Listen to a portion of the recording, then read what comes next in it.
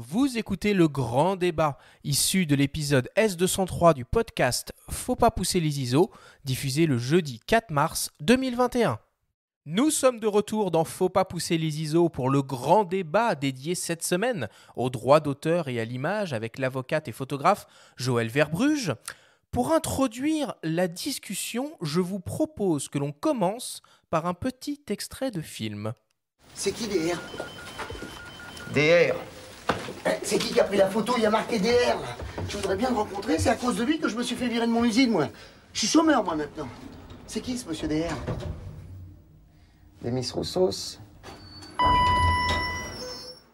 Alors certains auront peut-être reconnu l'extrait du film Paparazzi d'Alain Berberian, sorti en 98. Alors dans ce film, un père de famille tranquille, qui est interprété par Patrick Timsit, perd son travail après la publication d'une photo de lui dans les tribunes d'un stade en couverture d'un magazine People.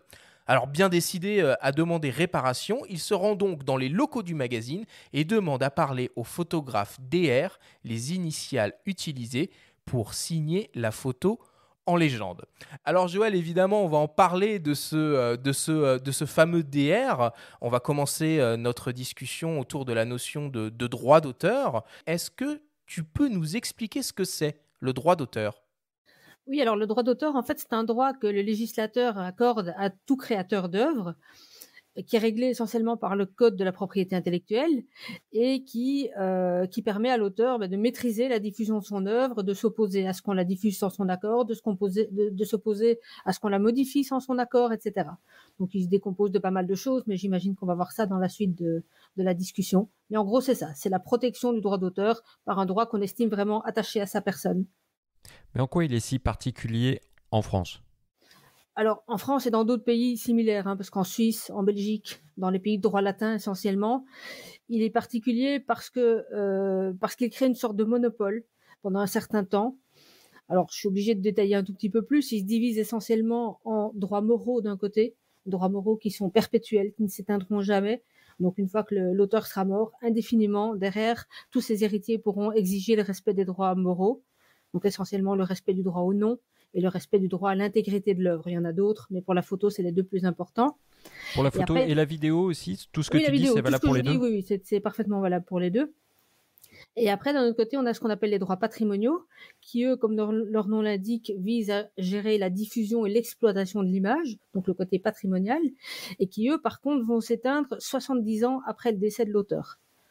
Donc ces droits-là, une fois qu'ils sont éteints, on va dire que l'œuvre tombe dans le domaine public. Et ce qui est particulier justement en droit français et les autres droits similaires, c'est que cette protection est relativement longue par rapport à d'autres systèmes juridiques. Et donc le but, c'est justement d'assurer une subsistance à l'auteur, même si ça reste parfois un peu théorique en pratique, à l'auteur et à ses héritiers justement. Et plus l'auteur va être célèbre, bien sûr, plus les héritiers vont continuer derrière à pouvoir exploiter et peut-être vivre parfois, ou en tout cas retirer des profits de l'œuvre de leur père ou de leur mère. Mais longue, c'est-à-dire ? 70 ans après le décès de l'auteur, comme je le disais avant. Alors ces 70 ans, ça se compte, par exemple, si moi je meurs aujourd'hui 2 mars, les 70 ans commenceront à courir qu'au 1er janvier 2022. Parce que sinon ce serait trop compliqué pour les calculs. Donc quand un auteur est mort en 2021, eh bien on va compter 2022 plus 70 ans. Et alors après ça, l'œuvre tombe dans le domaine public, c'est-à-dire qu'on peut la reproduire sur n'importe quel support sans l'accord des héritiers, mais par contre, on ne peut pas la changer, on va la modifier, et on doit mettre le nom de l'auteur puisque les droits moraux persistent. Est-ce que tu aurais un exemple que tout le monde connaît d'une exploitation comme ça, d'une image qui serait tombée dans le domaine public ? Alors, bonne question. Simplement, tu prends des vieilles pièces de théâtre, des vieilles photos des années, des vieilles photos de guerre ou des choses comme ça. Toutes les photos d'œuvres d'auteurs qui sont morts depuis plus de 70 ans au 1er janvier 2021 sont concernés par ça. Alors, un exemple comme ça, non, mais sinon, tu prends la Joconde, tu prends dans les œuvres célèbres, tout simplement. Tout ce qui est plus c'est connu forcément, mais ça vaut pour tout. C'est parfois la difficulté d'ailleurs, parce que tu trouves une vieille carte postale sur une brocante, ça arrive très souvent, ce genre de questions. Tu dis, mais ça a l'air super vieux comme carte postale, je voudrais pouvoir la reproduire. Mais en fait, théoriquement, il faut rechercher le nom de l'auteur. S'il n'est pas marqué sur la photo, il faut rechercher le nom de l'imprimeur, espérer qu'il existe encore, et essayer de retrouver ou faire une recherche inversée dans Google. essayer de retrouver l'auteur pour voir si oui ou non il est décédé souvent, mais s'il est décédé depuis plus ou moins de 70 ans, quoi. Ouais, mais tu dis la Joconde, par exemple, c'est un cas concret pour un photographe. Dans le cas d'une reproduction de l'œuvre, comme elle est hébergée dans un bâtiment officiel Alors comme ça le change Louvre, rien, est-ce qu'il faut... c'est pas, oui, Ça c'est change pas rien. non, ça change rien, c'est pas le Louvre qui a des droits d'auteur. Alors on pourrait faire rien que sur le droit de photographier dans les musées, on pourrait faire 2 jours de podcast, mais il y a des bouquins entiers rien que là-dessus, hein. C'est très compliqué, mais en tout cas c'est pas le Louvre qui est titulaire des droits d'auteur. Et en admettant, alors je sais pas quels étaient les droits d'auteur en vigueur en Italie au moment où De Vinci a peint son œuvre, je doute qu'il y en ait, mais en admettant qu'il y ait eu des droits d'auteur similaires à ceux qu'on a aujourd'hui, eh bien 70 ans après sa mort, l'œuvre tombe dans le domaine public, donc on peut la reproduire sur n'importe quoi, à part que, bien sûr, on ne peut pas la modifier et on doit mettre le nom de l'auteur. Le principe est le même pour toutes les œuvres. La difficulté, c'est parfois de retrouver l'auteur quand c'est, par exemple, une carte postale ou des choses comme ça. Alors, cette notion de droit d'auteur, c'est quelque chose de extrêmement concret pour un photographe et particulièrement pour un photographe qui travaille sur commande. Il va facturer, entre guillemets, à son commanditaire une partie de frais techniques de réalisation, d'une certaine façon, et parallèlement à ça, des droits d'auteur qui vont être valables dans un cadre prédéfini. Alors, c'est quoi les critères et les variables sur lesquelles on peut jouer pour déterminer justement le montant de ces droits d'auteur? Alors, les variables, c'est en fait ce que dit le Code de la propriété intellectuelle, c'est que les droits d'auteur doivent être limités à 3 égards. Dans la durée, donc la durée pendant laquelle le commanditaire, dans ton exemple, va pouvoir utiliser les photos, l'étendue territoriale.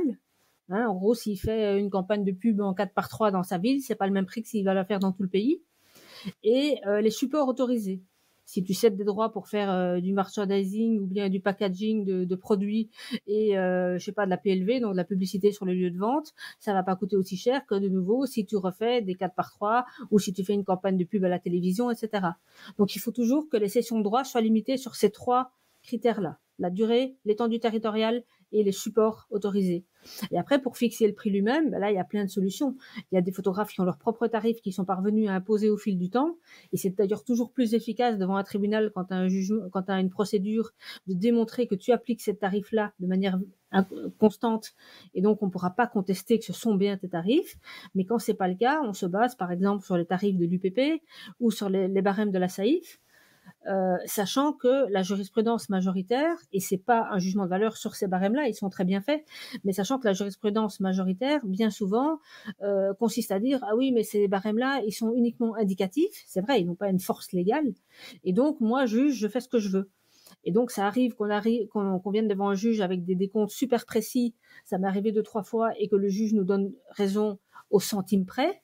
Mais parfois, on arrive avec un décompte qui est super précis et le magistrat, il dit: bon, ben ok, il lève un peu le doigt, il dit: bon, ben écoutez, le préjudice sera intégralement réparé par l'allocation de 4 000 €, alors que nous, on était à 17 342 parce qu'on avait fait un décompte super clair. Et normalement, pourtant, le juge doit pas le faire. Le juge doit être attentif au vrai manque à gagner que ça a causé, que la contrefaçon a causé pour le photographe. Donc c'est très délicat, en fait. Il faut limiter la cession de droit, mais c'est pas parce qu'on la limite bien, c'est pas parce qu'on applique clairement un tarif que derrière, en cas de contrefaçon, on arrivera à le faire reconnaître aussi par le juge. Et du coup, qu'est-ce que tu conseillerais à un photographe qui est en phase de négociation avec son commanditaire? Ce serait plutôt du coup de maximiser les frais de production ou les droits d'auteur? Alors, ça va dépendre en fait de chaque cas. De manière générale, il faut essayer de maximiser les droits d'auteur pour 2 raisons. La première, c'est justement qu'en cas de contrefaçon, que ce soit par ce client-là ou bien même par quelqu'un d'autre qui connaît pas, il va pouvoir dire: regardez, mon tarif habituel, c'est ça. Et donc, moi, comme vous avez utilisé ma photo sans mon accord, eh bien, je vous applique le tarif habituel, plus des pénalités parce que vous avez enlevé mon nom, plus une pénalité parce que vous avez recadré la photo, etc.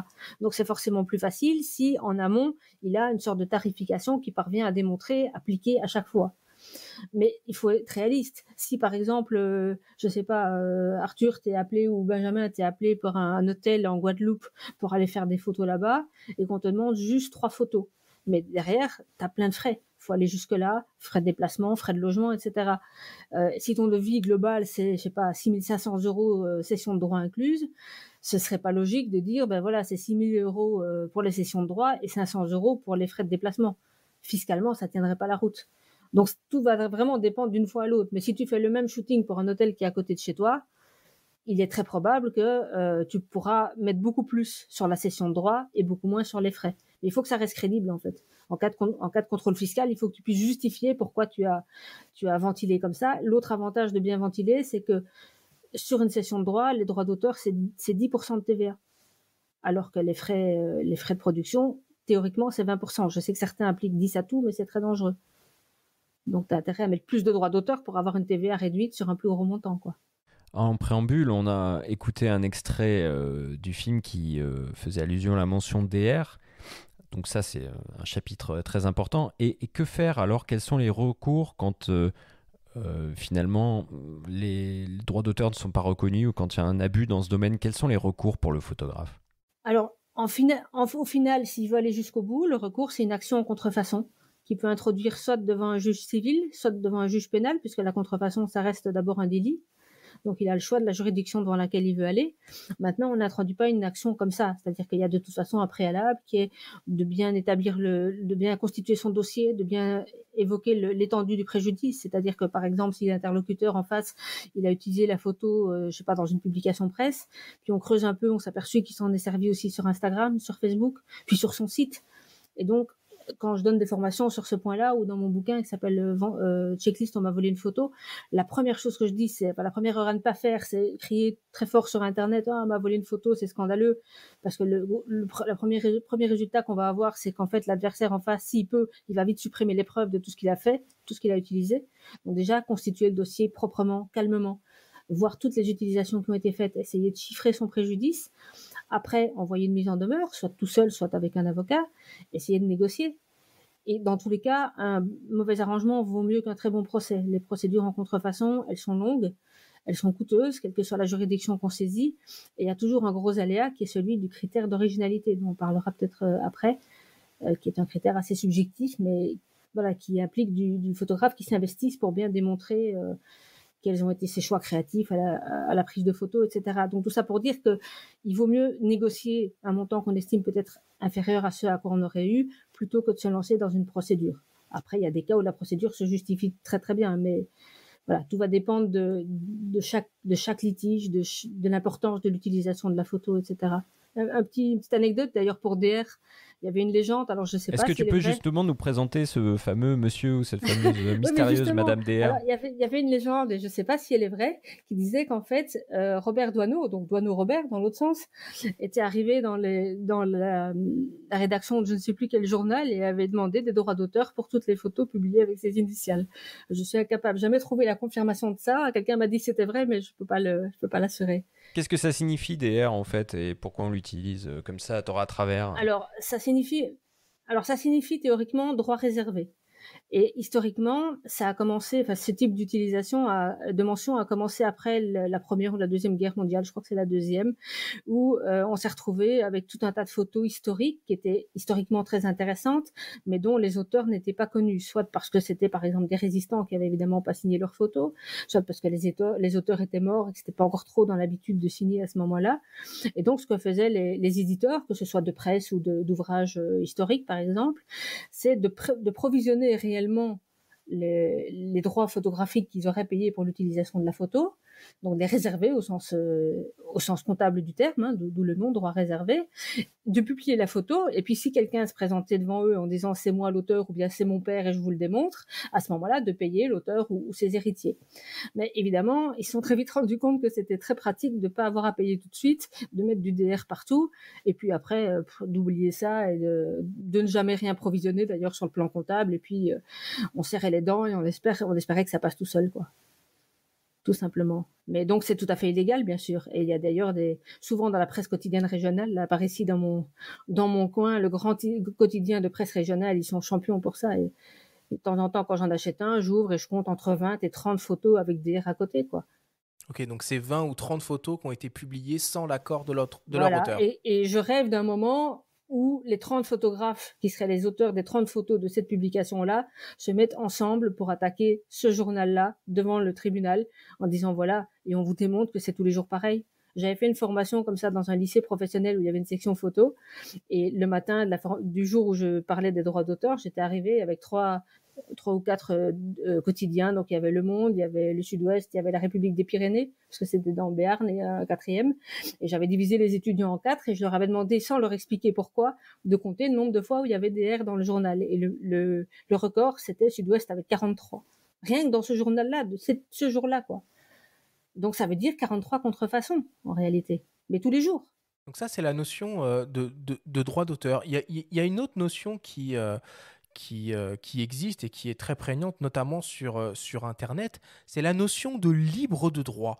Il y a des sites qui proposent des bases de données d'images dites libres de droit, qu'on peut donc, si je traduis, télécharger gratuitement et exploiter comme on le souhaite. Ça a une valeur légale, ça, ou pas? Ou c'est un écran de fumée géant? En fait, c'est une mauvaise traduction de royalty free, c'est-à-dire sans droit d'auteur, sans redevance en anglais.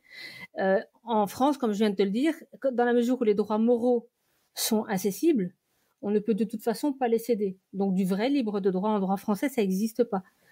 Par contre, il est vrai que ces banques d'images-là, en réalité, ça fonctionne de deux manières. Soit ce sont des banques d'images dans lesquelles des photographes qui sont établis partout dans le monde, notamment dans des endroits où il y a du droit anglo-saxon qui est un peu différent du nôtre. Dans ce cas-là, ils peuvent céder tous les droits. Et dans ce cas-là, en vertu de leur loi à eux, ça marche.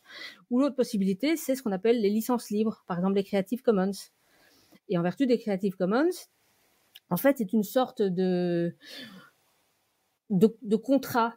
Comment est-ce qu'on peut définir ça? Alors, j'ai un bouquin entier là-dessus, mais pour le résumer, ce sont des licences qui sont autorisées par l'auteur d'une photo pour dire, voilà, moi je vais diffuser ma photo avec telle licence. Il y a un choix entre 6 licences différentes, avec des prérogatives plus ou moins étendues pour celui qui veut utiliser la photo.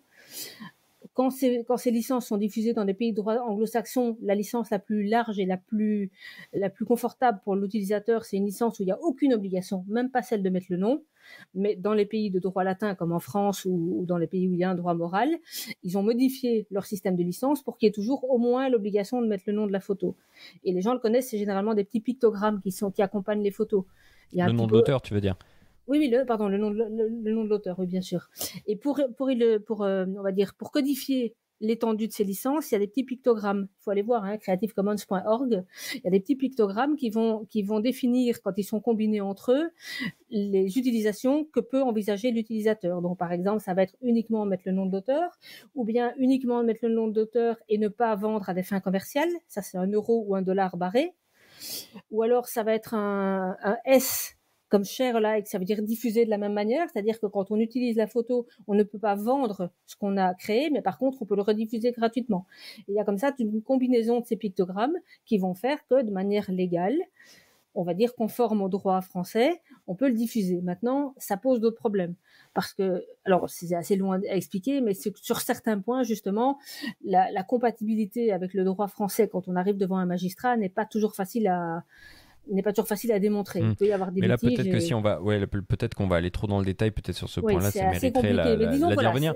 Voilà. En revanche, sur les mentions, donc là, on parle de la mention de l'auteur sur la photo. Donc, on a évoqué le DR, on évoque là les Creative Commons.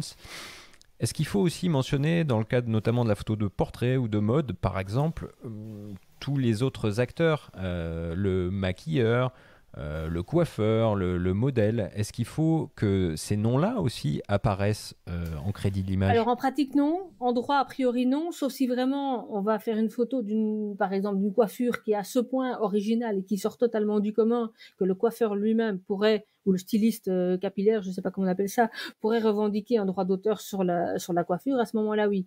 Mais en pratique, quand on arrive à des photos comme ça, il y a un contrat en amont. Et s'il y a un contrat en amont, c'est le contrat qui va déterminer que oui, il faut mettre le nom du styliste ou du designer de telle ou telle chose. Mais donc il ne faut pas arriver comme ça avec ces formulaires, faire signer tout le monde au moment du shooting. Quand c'est un vrai projet construit, c'est même plus un formulaire, c'est qu'on fait un petit contrat en amont, on met tout le monde dedans et on dit qui peut faire quoi. Parce que l'autre problème qu'on va avoir, c'est d'une part les noms qu'on doit mettre sur la photo. Alors généralement, on met que le nom du photographe, voire le nom du modèle ou de la modèle, parfois, pas toujours. Pour la mode, on met jamais le nom des mannequins, sauf quand c'est des mannequins super connus. D'accord? Mais ce qu'il faut aussi régler dans ce cas-là, c'est l'usage que vont pouvoir faire tous ces intervenants. Est-ce que la styliste peut diffuser les photos pour sa pub, etc. Donc tout ça doit se régler aussi. Donc là, on parle des personnes. Est-ce que de manière plus générale, en ce qui concerne les monuments, en ce qui concerne des graffitis dans la rue, quelles sont les modalités de ce qu'on peut pas photographier par exemple, si je me balade dans les rues de Paris, je prends en photo un tag qui est signé, est-ce que j'ai le droit de le diffuser Alors, sans dans demander ce à cas- l'auteur? Oui, ça j'imagine. Dans ce cas-là, en fait, tu vas toujours raisonner en te posant d'abord la question de savoir s'il y a ou non un droit d'auteur dessus. Ben, sur un tag, oui, potentiellement. Pour autant, toujours que l'auteur du tag puisse démontrer qu'il est original. Et donc, s'il y a un droit d'auteur, toi, tu ne peux pas le reproduire en plein cadre et t'amuser à vendre ce que tu as reproduit. C'est de la contrefaçon. La seule exception qu'on a là-dessus, il y en a deux exceptions. Il y en a une qui découle de la jurisprudence, qu'on appelle la théorie de l'accessoire, qui dit que quand l'œuvre que tu photographies n'est qu'un élément accessoire d'une composition plus large, tu peux le reproduire sans que ce soit une contrefaçon, et même d'ailleurs sans mettre le nom de l'auteur. D'accord ? Et ça va valoir aussi pour une statue qui est sur la voie publique quand tu prends une place entière, etc. Ça vaut pour tout type d'œuvre. Et après, on a depuis 2016 une exception qui est introduite dans la loi, dans l'article L122.5 du Code de la propriété intellectuelle, celui qui regroupe toutes les exceptions, et qui ne vise que les œuvres architecturales et sculpturales, qui sont visibles en permanence sur la voie publique, donc pas une exposition temporaire avec 3 statues, non, vraiment ce qui est installé sur la voie publique. Et dans ce cas-là, il est permis de les photographier, il est permis de diffuser la photo, sauf si c'est à des fins commerciales. D'accord ? Donc, c'est un peu difficile parce que pour l'instant, si par exemple on la monte sur un compte Instagram, mais que par derrière ça va Ah aller. oui. Ouais. Dès le moment où tu vas vouloir faire une carte postale avec une photo qui montre en plein cadre un bâtiment d'architecte, là, dès le moment où tu vends ta carte postale, ça passera plus. Le problème, ça va être de fixer la limite de ce qui commence à devenir commercial, parce qu'il n'y a pas Et puis encore il y a des exceptions, non? Parce que par exemple la Tour Eiffel, elle est là tout le temps. La Tour Eiffel, elle est tombée dans le domaine public depuis longtemps. Par contre, l'éclairage est soumis à des droits d'auteur. Donc, en gros, la Tour Eiffel de jour, tu peux la reproduire en plein cadre comme tu veux. D'accord ? La Tour Eiffel de nuit, soit c'est un accessoire de ta photo, soit tu peux pas. De nuit éclairée, hein. De nuit sur l'éclairage, on s'en fout, mais. Ok, non, c'est intéressant, c'est complexe. C'est complexe, mais c'est pour ça que dans mon bouquin là sur le droit à l'image, à la fin, j'ai fait des grands schémas avec des questions, et au fur et à mesure qu'on avance dans les questions qu'on se pose, on arrive à en tout cas un axe de réponse. Parce qu'il y a plein de subtilités, mais c'est vraiment arriver à se poser les questions dans le bon ordre qui est le plus difficile. On va changer un peu de thématique et passer à la seconde partie de ce grand débat qui maintenant va être dédié non plus au droit d'auteur mais au droit à l'image. Et en introduction, je vous propose d'entendre le témoignage du photographe et grand reporter Philippe de Poulpiquet qui nous partage ses réflexions sur le débat autour de l'article 24 de la loi de sécurité globale et plus généralement sur la dégradation de ces conditions de travail en France. On l'écoute. Quand on voit des gendarmes ou policiers nous interdire, et ça je l'ai vu, d'accéder au début de la manifestation ou avoir des confiscations de matériel parce qu'on se protège, on a des masques à gaz, on a des gants, on a des lunettes. Moi j'ai vu certains confrères où on confisquait ce matériel, ça c'était pas normal. Si ce projet de loi était amené à passer, on peut pas travailler dans ces conditions-là.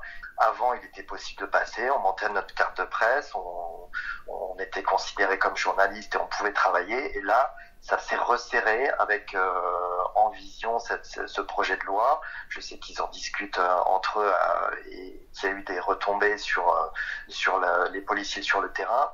Et ça s'est tendu en des relations entre police, gendarmerie et photographes. J'ai pu couvrir des manifestations similaires avec de la violence aux États-Unis, à Philadelphie où il y a eu, pour d'autres raisons, des manifestations notamment liées à Black Lives Matter.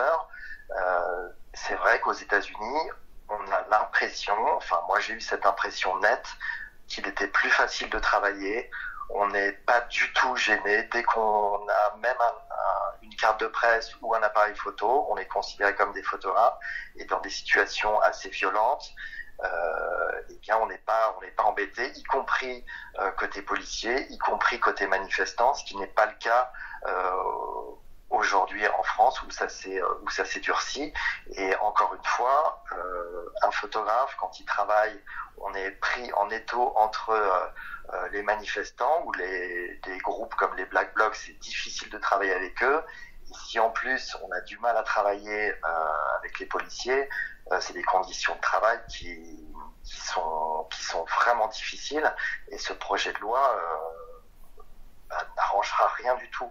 Qu'est-ce que ça t'inspire, Joël, ce témoignage, toi qui suis de près évidemment toute la proposition de loi autour de la sécurité globale? On en avait un petit peu parlé ensemble lors de la première saison du podcast. On en est où sur cette proposition de loi et qu'est-ce que t'inspire le témoignage de Philippe de Poulpiquet? Alors, je comprends très bien le témoignage de Philippe parce que je comprends que sur place et sur le terrain, ça doit être insupportable. Et ce qui est d'autant plus insupportable, c'est que cette fameuse proposition de loi, donc l'article 24 de cette proposition de loi, n'interdirait, si elle est votée, pas du tout la prise de vue. C'est juste au moment de la diffusion de la photo et uniquement si la diffusion se fait dans le but de nuire aux membres du force de l'ordre qui apparaît dessus, et que par hypothèse il est reconnaissable d'ailleurs, que ça pourrait être interdit. Et ce qui va se passer en pratique, c'est que, alors je l'avais déjà dit, c'est qu'il y a déjà plein de choses, plein de dispositions légales qui peuvent aboutir au même résultat et qui existent déjà sans qu'il soit besoin d'en ajouter une autre. Donc ça, on en avait parlé. Mais surtout, le premier résultat, il le dit lui-même, et on le voit dans certaines images de manifestations, c'est que les policiers sont persuadés, ou font semblant d'être persuadés, je ne sais pas, en tout cas certains, que ça interdit aussi les prises de vue, alors que c'est faux. Et quand je vois par exemple, les images que ramènent les reporters de Brut, que des policiers arrivent vers eux en disant non, vous n'avez pas le droit de photographier, c'est interdit, ben non, absolument pas. Et la difficulté, elle est là, c'est que plus la manifestation est tendue, et plus il va y avoir des abus de ce côté-là, c'est-à-dire qu'on va interdire aux photographes de faire leur métier, alors que cette proposition de loi et cet article 24, dans le pire des cas, ne l'interdirait pas du tout. C'est intéressant ce qu'il dit par rapport aux États-Unis aussi, où il y a eu la présidentielle récemment qui l'a suivi. Quasiment tous les pays, oui. C'est plus souple partout qu'ici, en fait, en réalité. Oui, alors en fait, le droit à l'image, très curieusement, alors qu'on ne parle que de ça partout, le droit à l'image n'est pas défini comme tel dans la loi. Le fondement qu'on invoque le plus souvent, c'est l'article 9 du Code civil, qui dit, tout simplement, ça tient en 2 phrases, mais c'est juste la première qui nous intéresse, chacun a droit au respect de sa vie privée, point. Or, alors à partir de ce petit article qui fait une phrase, on a déduit que le droit à l'image, qui est le droit à maîtriser l'utilisation qui est faite de son image, découlait aussi de ce droit à la vie privée. Mais en tant que tel, il n'est pas réellement défini. Donc le seul fondement, on va dire plus ou moins global de ce droit, c'est cet article 9, qui existe aussi dans différentes conventions de droits de l'homme. Après, deuxième chose, on a aussi des dispositions de droit pénal qui s'ajoutent à ça, mais le fondement, il est très simple. Et donc, si on devait le définir, eh bien, ce serait le droit pour chacun de s'opposer dans certaines conditions à la diffusion de son image, mais ces conditions, en fait, sont fixées par la jurisprudence au fil du temps.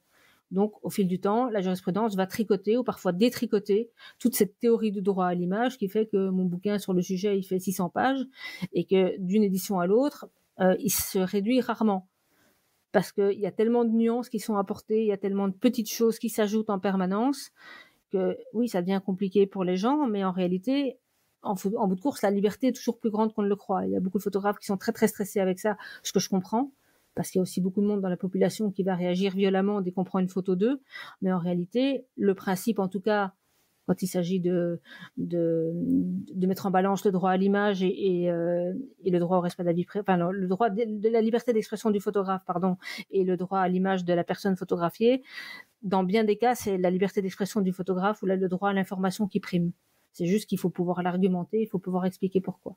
D'accord. Et du coup, ce droit s'applique à qui? À toutes les personnes, à des objets, à des lieux, à des animaux, à des personnalités publiques, à des représentants de l'État? À qui? Alors déjà, à toutes les personnes vivantes, quelles qu'elles soient, célèbres ou pas célèbres. Après, ce qui va changer, c'est parfois l'appréciation de ce qu'une personne est dans le cadre de sa vie professionnelle ou dans le cadre de sa vie privée va changer selon les cas. C'est-à-dire que si tu prends en photo un homme politique en plein meeting, il va pas pouvoir évoquer la violation de sa vie privée puisqu'il est dans son activité professionnelle. Par contre, si tu détournes l'image, par exemple, de son contexte pour la publier ailleurs, il pourra invoquer une violation de son droit à l'image. Donc en fait, même si le même article sert de fondement aux deux droits, ils sont pas toujours invoqué de la même manière. Mais en tout cas, le droit à l'image s'applique pour tout le monde, toutes les personnes vivantes. Après, à partir de là, on a étendu un droit à l'image des choses et des biens qui va, en gros, être plus simple à gérer. Parce que là où, pour le droit à l'image des personnes, on va faire une distinction selon que l'utilisation de la photo est artistique ou à des fins d'information ou encore commerciales, pour le droit à l'image des biens, c'est beaucoup plus simple. On va considérer, dans tous les cas, qu'on peut reproduire l'image d'un bien. Alors, je ne te parle pas des biens qui sont des œuvres d'art, dont on a parlé tout à l'heure, mais des biens sur lesquels il n'y a pas de droit d'auteur, par exemple un chien ou une maison classique ou n'importe quoi. On peut reproduire l'image de ce bien, sauf si le propriétaire démontre que cette reproduction lui cause un trouble anormal. Alors, je donne un exemple qui permet de bien comprendre. Ouais, il faudrait être concret parce que là, oui, justement, je donne un exemple. Alors, par exemple, le Bélem, le vieux gréement, il appartient à une association loi 1901. Et pour financer l'entretien du bateau qui coûte très très cher, l'association organise des stages de voile et vend aussi des maquettes du bateau, des belles photos encadrées, etc. Et un jour, l'association s'aperçoit qu'une petite société s'est créée et a créé un point de vente, notamment dans un des ports d'attache réguliers du Bélem, et vend des photos pourries, des reproductions et des maquettes made in China, etc. Et donc, elle assigne en disant, attendez, nous, on est propriétaires du bateau, on vous le démontre, vous vendez des reproductions qui font que nous, on perd les clients qui achètent chez vous. Or, en perdant les clients qui achètent chez vous, on perd aussi des fonds qui nous permettent d'entretenir le bateau. Donc, on subit un trouble anormal du fait de l'utilisation de l'image de notre bien. Il y a plein d'exemples, mais ça, c'en est un qui montre bien le type de trouble anormal qu'il peut y avoir. Mais donc, ce sera toujours au propriétaire du bien d'expliquer et de démontrer en quoi l'utilisation de l'image de son bien lui crée un trouble anormal. Mais alors, en tant que photographe sur le terrain, il faut faire quoi pour être dans les clous et pour pas passer pour un uluberlu? Est-ce qu'il faut tout le temps avoir des attestations sur soi? Est-ce qu'il y a des codes de bonne conduite?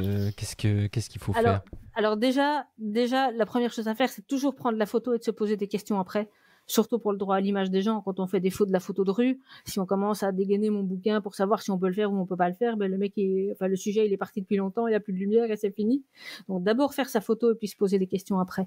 Après, ça va dépendre, comme je le disais, pour le droit à l'image des personnes, du type d'utilisation qu'on veut faire.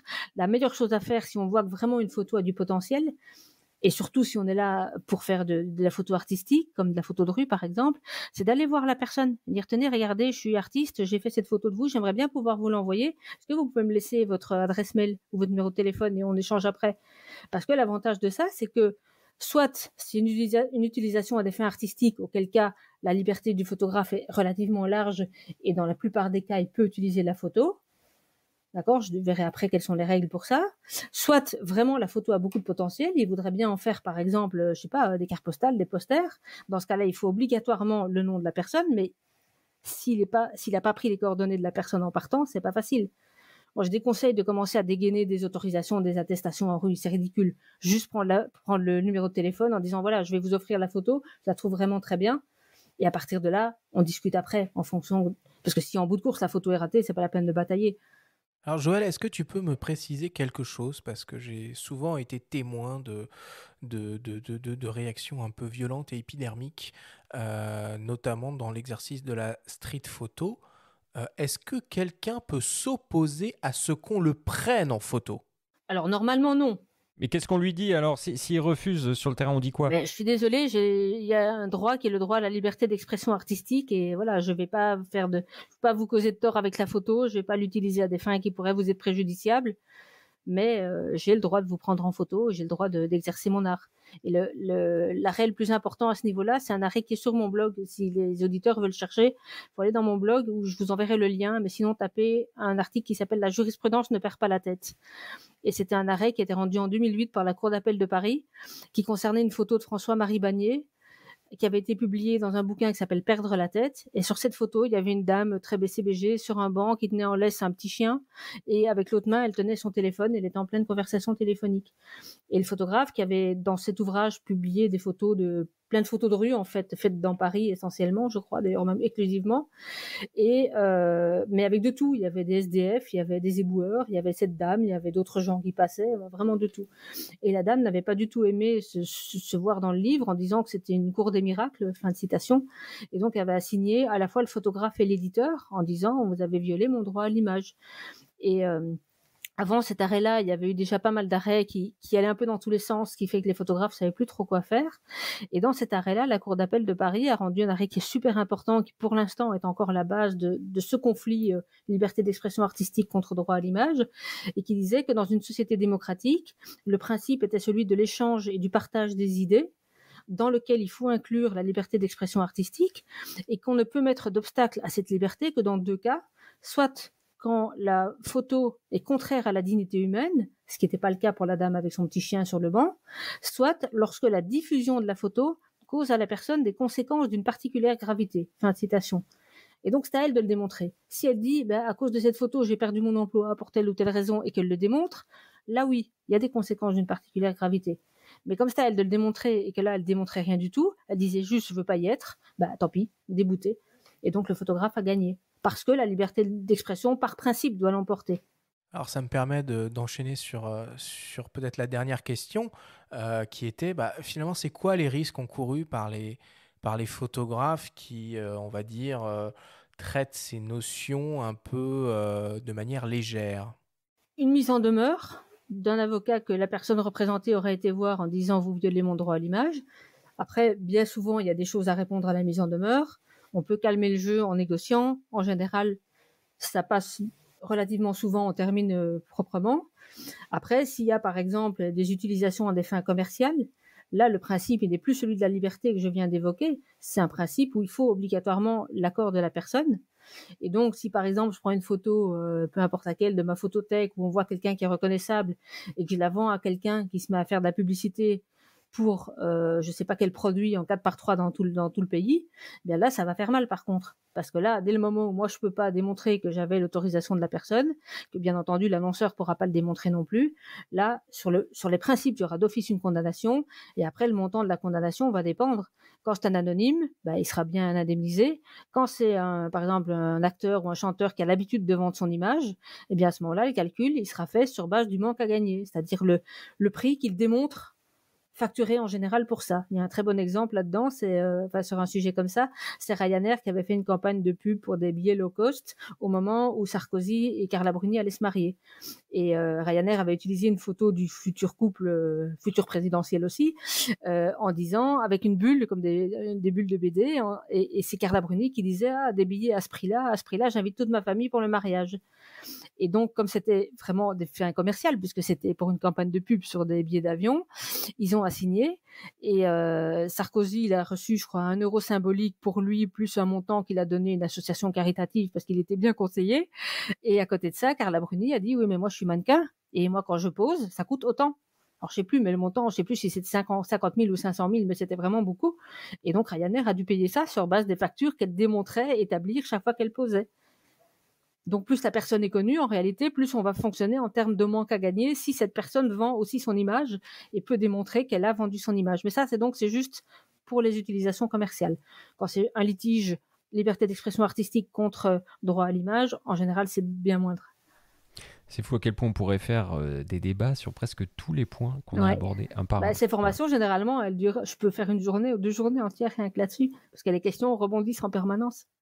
Bon, évidemment, on ne va pas pouvoir traiter de tous les aspects, de toutes les notions du droit d'auteur et du droit à l'image. Ce qu'il faut retenir, c'est qu'évidemment, faut s'informer. C'est la meilleure solution pour faire les choses dans les règles. Et pour le coup, là-dessus, toi, Joël, tu proposes beaucoup de contenu, que ce soit à travers ton blog, à travers tes livres ou à travers les articles que tu peux rédiger.